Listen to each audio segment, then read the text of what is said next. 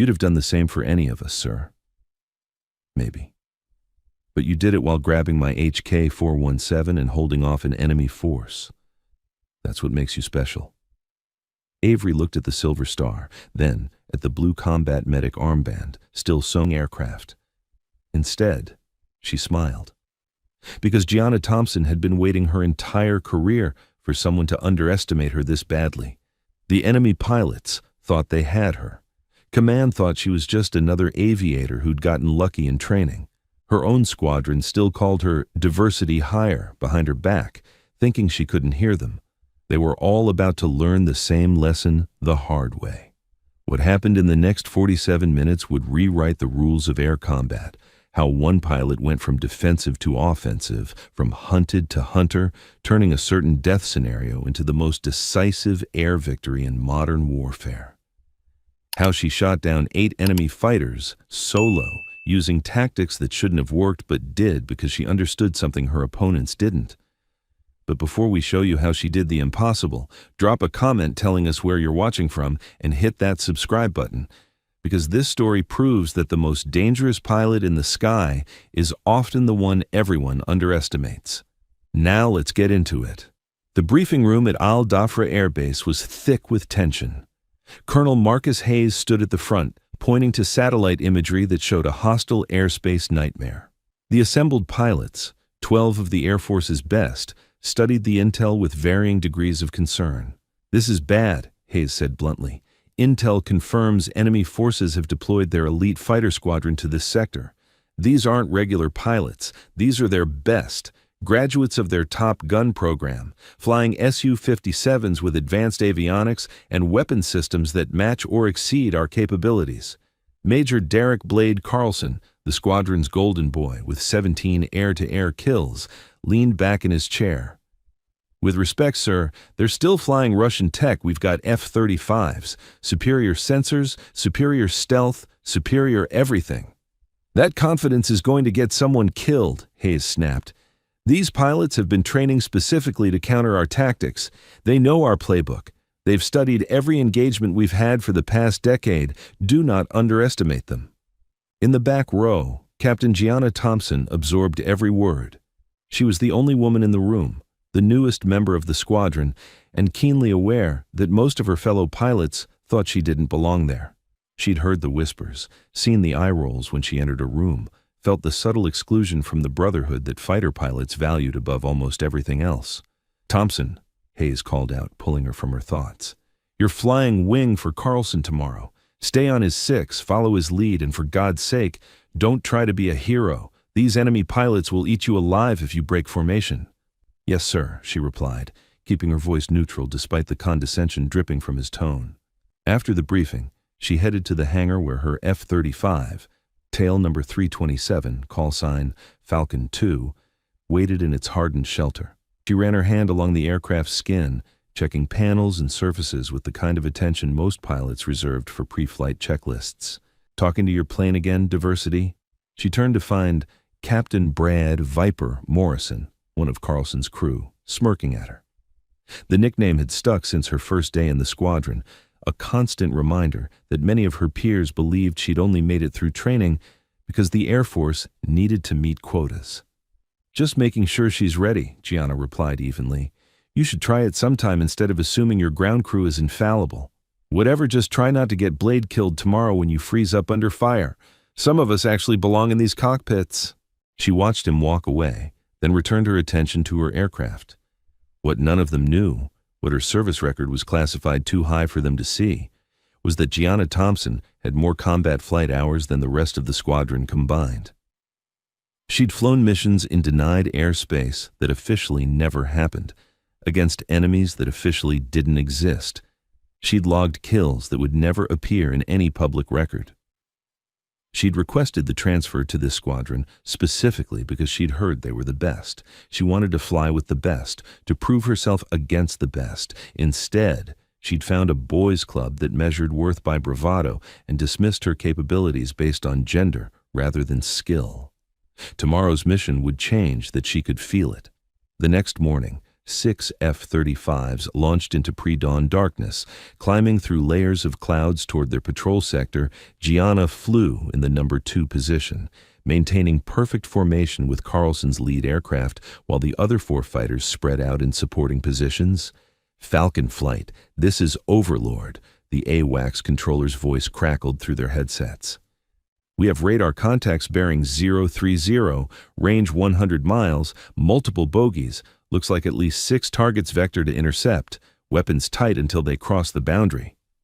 Copy Overlord, Carlson acknowledged. Falcon flight, arm weapons, maintain formation. Let's show these guys how we do business. They closed the distance quickly, their advanced sensors painting a picture of the enemy formation long before visual range. 6 Su-57s flying in a loose combat spread, confident, aggressive, looking for a fight. They see us, Gianna called out, watching her displays. They're maneuvering to engage. Stay tight, Falcon 2, Carlson ordered. We go in as a team. We come out as a team. Standard BVR engagement, Fox 3 on my mark. But as they approached weapons range, something felt wrong. Gianna's instincts, honed through dozens of real combat missions that officially never happened, were screaming warnings her conscious mind couldn't quite articulate. The enemy formation was too confident, too relaxed, like they were waiting for something. Falcon lead, I'm getting weird radar returns, she called out. Possible stealth contacts, multiple bearing. Falcon 2, maintain radio discipline. Carlson cut her off. Focus on the targets we can see. Falcon flight, Fox 3, Fox 3. 6 AIM-120 missiles leaped from their rails, streaking toward the enemy formation at Mach 4. But before they could impact, the tactical situation exploded into chaos. 4 additional Su-57s materialized on radar. They'd been running completely passive, invisible to conventional sensors, waiting for the American formation to commit to an attack. It was a trap. Break, break, someone screamed over the radio as the enemy fighters launched their own missiles. The sky filled with contrails and electronic warfare noise. As both sides went fully defensive, Gianna broke hard left as her threat warning went berserk. 2 missiles tracking her aircraft. She dispensed chaff and flares while pulling 9 Gs, the pressure suit inflating around her legs and torso to keep blood in her brain. The first missile bought the chaff, detonating harmlessly behind her. The second was more persistent. Through the chaos, she could hear her squadron fragmenting. Carlson was engaged with 3 fighters. Morrison was calling defensive. One of their birds had taken a hit and was trailing smoke. The careful formation had dissolved into a furball where individual pilot skill would determine who lived and who died. The second missile was still tracking. Gianna rolled inverted and pulled through, watching her altitude bleed away as she traded energy for survival. At the last second, she deployed flares and yanked the stick hard, pulling the F-35 through a turn that pushed the aircraft to its structural limits. The missile couldn't make the corner, detonating close enough to pepper her aircraft with shrapnel, but not close enough to kill. Falcon 2 is defensive, she called out, mainly for the benefit of the AWACS recording the engagement. What she didn't say was that defensive was exactly where she wanted to be. 2 Su-57s thought they had her. They were diving on her position, confident in their numerical advantage, probably already counting the kill. Gianna watched them come, calculating angles and closure rates with the part of her brain that had been doing this for years in places no one talked about. She let them get close, closer than any sane pilot would allow, watching their weapons envelopes, timing their shots. When the first fighter fired his cannon, she was already moving, rolling her aircraft through a flat scissors maneuver that reversed their geometry in seconds. Suddenly, she was behind him. Her targeting reticle settled over his aircraft like it was magnetized. She squeezed the trigger and felt the satisfying thump of an AIM-9X leaving the rail. The missile covered the short distance in seconds, and the Su-57 exploded into a fireball that she flew through, emerging on the other side to find the second enemy fighter trying desperately to bug out. Fox 2, Splash 1, she reported calmly, as if she hadn't just pulled off a maneuver that would make flight instructors weep. The second Su-57 pilot was good. She'd give him that. He immediately went defensive, throwing his aircraft through a series of high G brakes while dispensing countermeasures. But Gianna had been doing this longer, against better pilots, in aircraft that didn't have the F-35 sensor fusion and targeting advantages. She stayed patient, matching his every move, waiting for the mistake she knew was coming. When he tried to climb, probably hoping to energy trap her into a stall, she took the shot, another AIM-9X, another fireball. "Fox 2, Splash 2, she called out. "Falcon 2 is back in the fight." That's when she heard Carlson's voice, strained with G-forces and stress. I'm hit! Ejecting!" She whipped her head around, searching visually, and spotted the smoke trail from his aircraft arcing toward the ground. The parachute blossomed seconds later. He'd gotten out. But that meant command of the flight fell to whoever could take charge. "Falcon Flight, this is Falcon 2, she transmitted, her voice carrying the authority of someone who'd done this before, many times. "Reform on me, defensive posture. We're going to fight our way out of this systematically." "Negative Falcon 2, Morrison cut in. "We're bugging out. This fight's over." "Belay that," Gianna snapped. "We've got a pilot on the ground and 6 enemy fighters between us and safety. We fight through or we die. Your choice, Viper." She didn't wait for acknowledgement. 3 enemy fighters were converging on Carlson's position. They'd seen the shoot and were probably calling in ground forces. Gianna pointed her nose at them and firewalled the throttle, accelerating to supersonic speed as she closed the distance. The lead, Su-57, never saw her coming. Her radar was in low probability of intercept mode, her F-35 stealth characteristics making her nearly invisible until she was already in weapons range. Fox 3, an AM-120 from 30 miles out, hitting the enemy fighter before he could react. "Splash 3, she reported, already maneuvering toward the next target. The remaining 2 fighters finally realized the hunter had become the hunted. They broke in opposite directions, standard defensive doctrine, trying to split her attention. But Gianna had trained for exactly this scenario in classified programs that stressed multi-target engagement and decision-making under pressure. She targeted the closer fighter with another AM-120, then immediately switched to her cannon, walking rounds toward the second target as both enemy pilots tried desperately to evade. The missile found the first fighter, shredding its left wing and sending it into an uncontrollable spin.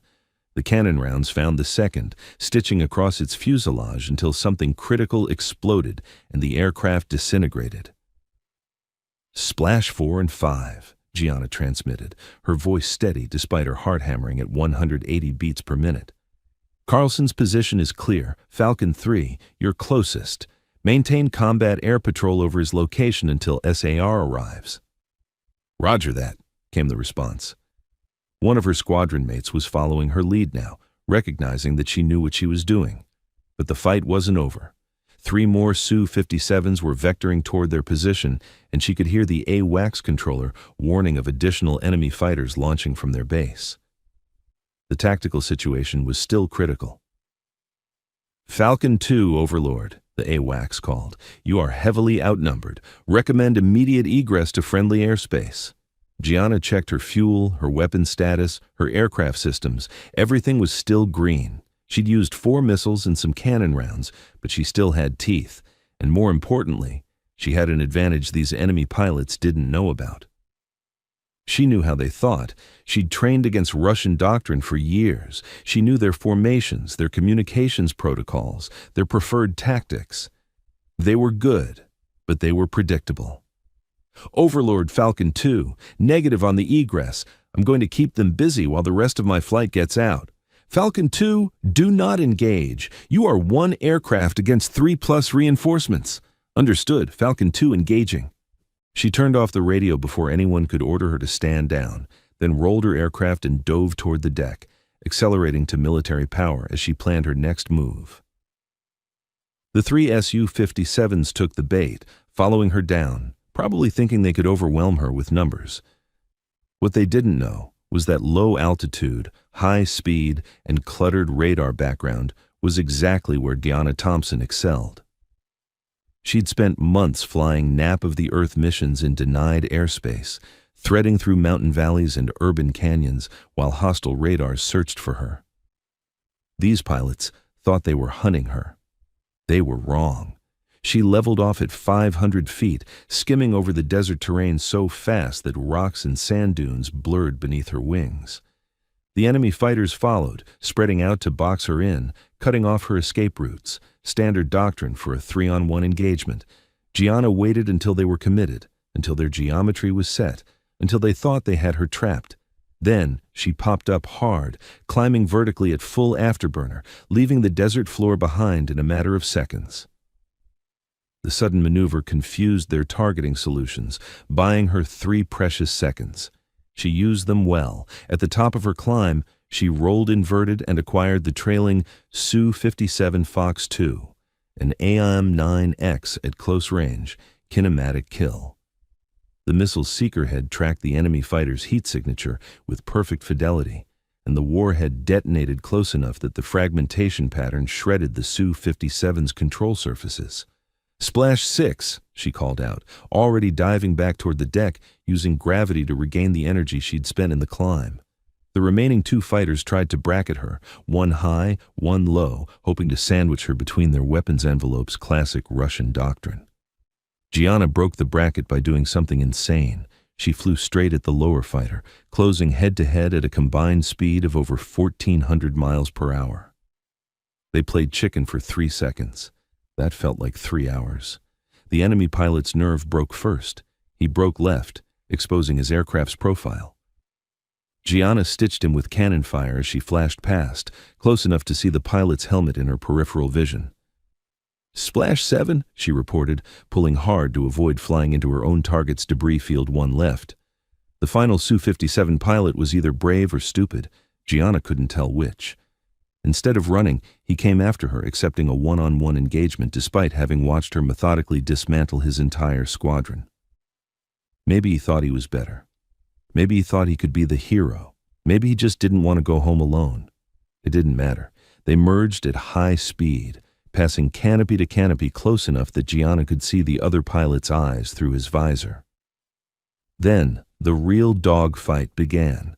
A swirling, turning, high-G knife fight where split-second decisions meant the difference between victory and death. The enemy pilot was good, better than the others.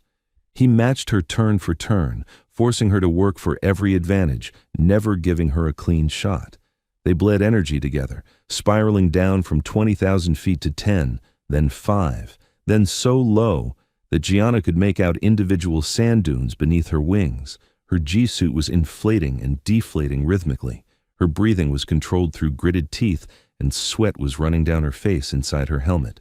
This was pure stick and rudder flying, the kind that separated great pilots from good ones. She tried a high yo-yo, but he countered it. She attempted a barrel roll attack, but he saw it coming. Every trick in her playbook, he had an answer for. This pilot had studied American tactics as thoroughly as she'd studied Russian ones. So she stopped using American tactics. She executed a maneuver she'd learned from an Israeli instructor during a classified exchange program, a combination move that didn't appear in any official manual. She rolled inverted, pulled through while cutting throttle, then lit the afterburner while rolling back upright, creating a brief moment where her aircraft's energy state appeared to collapse before suddenly recovering. The enemy pilot took the bait, pulling hard to capitalize on what he thought was her mistake. But she'd recovered before he could get his nose around, and suddenly his aircraft was in her sights instead of the other way around. Final AIM-9X. No mistakes this time. The missile tracked true, and the Su-57 exploded in a spectacular fireball that lit up the desert sky. "Splash 8, Gianna transmitted, her voice hoarse from the sustained G-forces. "Falcon 2 is Winchester, returning to base." The radio erupted with transmissions. AWACS controllers confirming her kills, squadron mates expressing disbelief, headquarters demanding a full tactical debrief. She ignored most of it, focused on the simple task of flying her damaged aircraft home. The engagement had lasted 47 minutes from first shot to last, and she'd just done something that would be analyzed by air combat experts for years to come. She'd shot down 8 enemy fighters. Solo. against odds that should have been impossible. When she landed back at Al Dhafra, the entire base seemed to be waiting on the flight line. As she taxied in, she could see ground crews staring, pilots gathered in groups, senior officers rushing toward her hardened shelter. She shut down the engines, went through her post-flight checklist with the same methodical precision she applied to everything, then popped the canopy.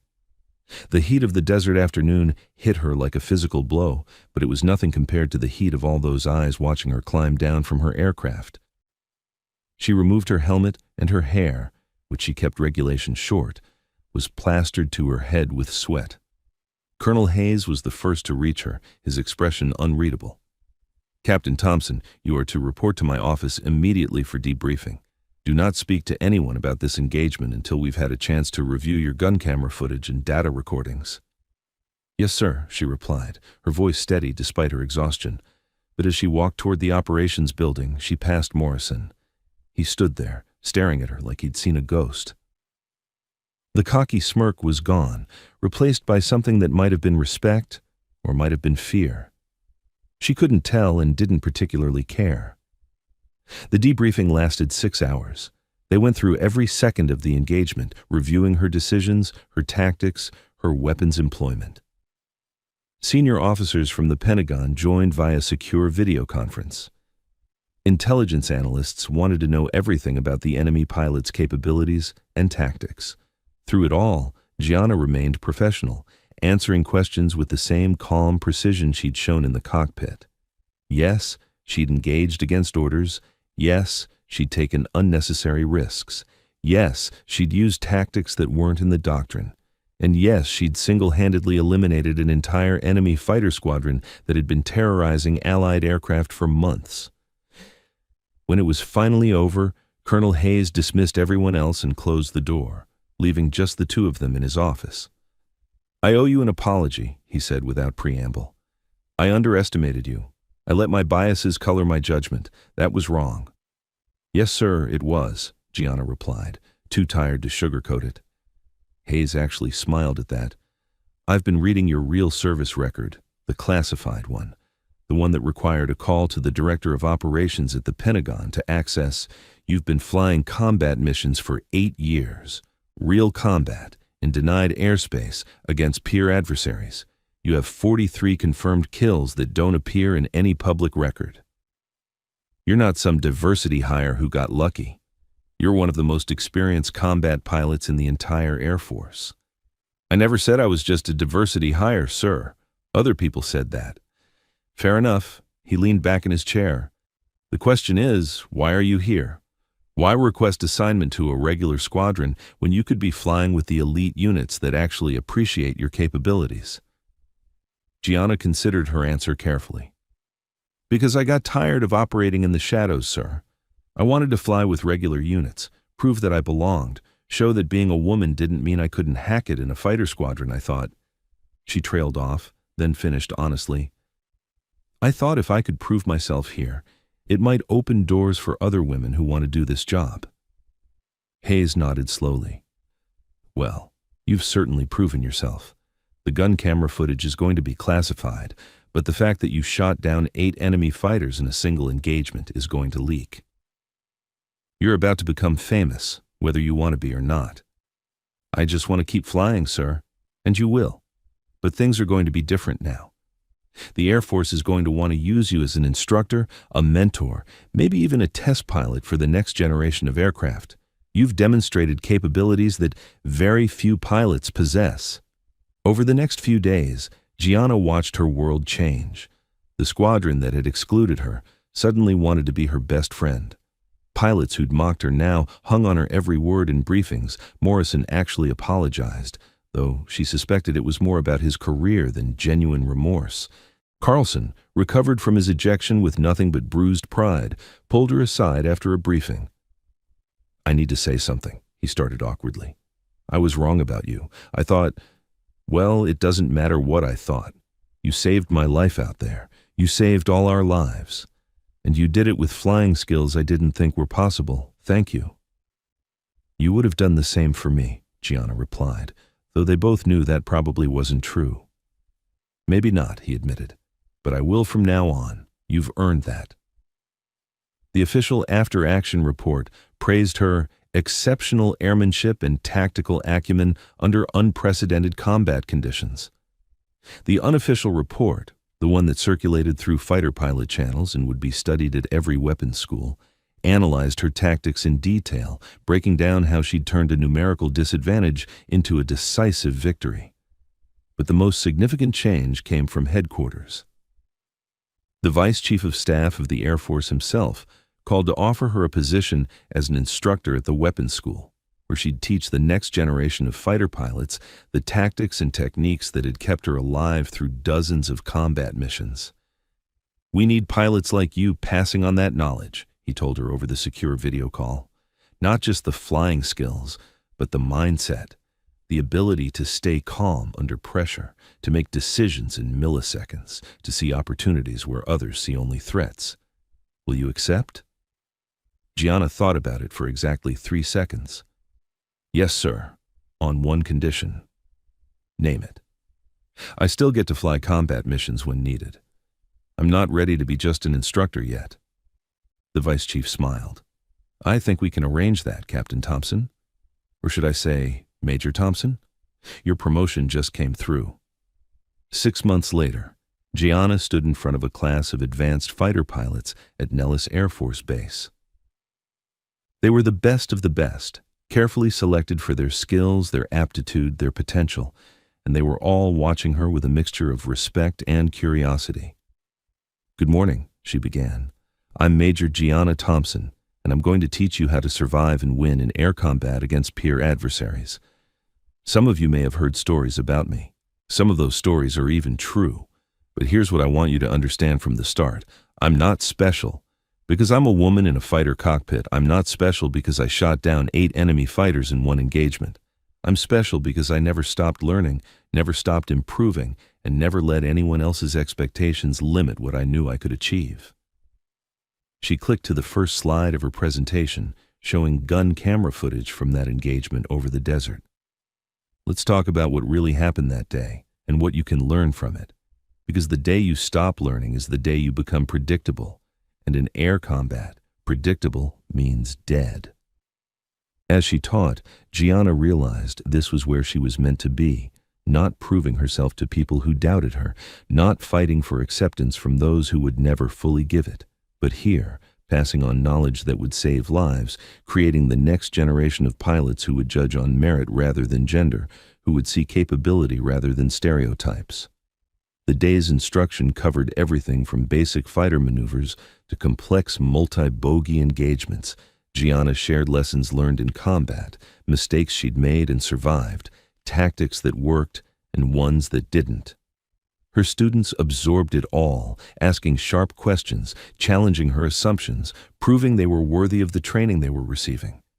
During a break, one of the students, a young female lieutenant fresh from flight school, approached her hesitantly. "Ma'am, can I ask you something personal?" "Go ahead." "How did you deal with, when people didn't take you seriously, when they thought you didn't belong, how did you handle that without letting it affect your performance?" Gianna smiled, remembering her own struggles with the same questions. "I used it as fuel. Every time someone doubted me, every time someone made a comment about diversity hires or questioned whether I could hack it, I let that motivate me to be better. Not to prove them wrong, their opinions didn't matter, but to prove to myself that I was as good as I believed I was. And if they still don't respect you after you've proven yourself, then that's their problem, not yours. You can't control what other people think or believe. You can only control your actions, your skills, your professionalism. Focus on being the best pilot you can be, and eventually the right people will notice the ones who don't. They're not worth your energy." The lieutenant nodded, clearly taking the words to heart. "Thank you, ma'am. I needed to hear that." As the student walked away, Gianna reflected on how far she'd come from the classified missions that no one could know about, to the squadron that didn't want her, to the engagement that had changed everything. She'd gone from being underestimated and dismissed to being recognized as one of the Air Force's premier combat pilots. But the real victory wasn't the 8 kills or the promotion or the respect she'd finally earned. It was knowing that her actions had opened doors for others, that female pilots coming after her would face fewer doubts, fewer stereotypes, fewer assumptions that they couldn't handle the job. She'd changed the conversation, not through words or complaints or demands for equality, but through undeniable performance when it mattered most. That evening, back in her quarters, she reviewed footage from the day's training. Her students were good, really good. Some of them would probably surpass her capabilities eventually, and that thought made her smile. That was the whole point of teaching, after all, creating the next generation that would be even better than the current one. Her phone buzzed with a message from Colonel Hayes. Intelligence confirms that enemy nation has stood down its elite fighter squadron, too many losses, including the 8 you took out. Whatever you did out there, it worked. Well done, Major. Gianna typed a brief reply, then set the phone aside. The mission was over. The engagement was won. But the real work, the work of changing a culture, of proving that capability had no gender, of inspiring the next generation, that work continued every single day. She looked at the photo on her desk, taken after her first solo flight years ago. Young, idealistic, full of dreams about flying fighters and serving her country. That version of herself would be proud of who she'd become, not because of the kills or the recognition, but because she'd stayed true to her principles while adapting to reality's challenges. Tomorrow she'd be back in the classroom, teaching the next group of pilots how to survive in combat. She'd share her knowledge freely, mentor those who wanted to learn, and continue building a legacy that extended beyond her own accomplishments. Because in the end, that was what mattered. Not the individual victories, but the lasting impact. Not the records she'd set, but the paths she'd cleared for others. Not the 8 enemy fighters she'd shot down, but the hundreds of pilots she'd helped train who would go on to protect their country with the skills and mindset she'd passed on to them. Major Gianna Thompson had proven she was one of the best fighter pilots in the world. Now she was dedicated to making sure she wasn't the last. The wolf didn't need to announce itself. Its record spoke loudly enough, and in the skies where life and death were decided in milliseconds, that record would echo for generations to come. Thanks for watching. Don't forget to subscribe for more amazing stories every day.